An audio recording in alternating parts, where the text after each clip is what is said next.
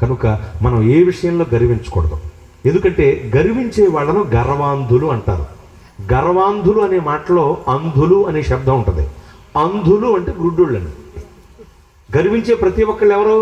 గుడ్డోళ్ళు. కన్ను మిన్ను కానకుండా తిరుగుతూ ఉంటారు. ఆ బ్యాచే అరియోపగు సభలో ఉన్నారు. ఎవరు వాళ్ళు?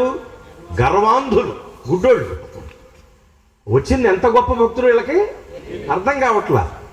ఎంత ఉన్నత స్థాయి కలిగిన భక్తులు వీళ్ళకి అర్థం కావట్లే. ఎంత గొప్ప వ్యక్తి అర్థం కావట్లా. ఏది ఇప్పుడు చెప్పు తేల్చేస్తాం అంటున్నారు. చదువు గర్వం, జ్ఞానం ఉందని గర్వం. వెనకడకు కూడా కాశీ వెళ్ళి చదువుకుని వచ్చాడంటండి.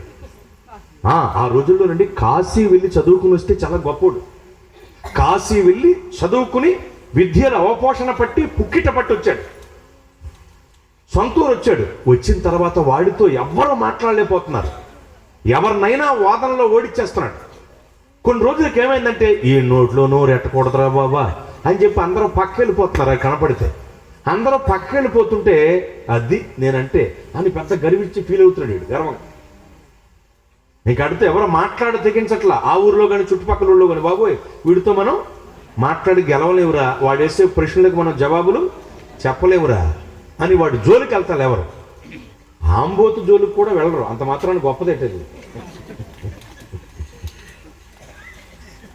ఏమండి ఆంబోతు జోలికి వెళ్తారు ఎవరన్నా? దాన్ని తిని అంటారా?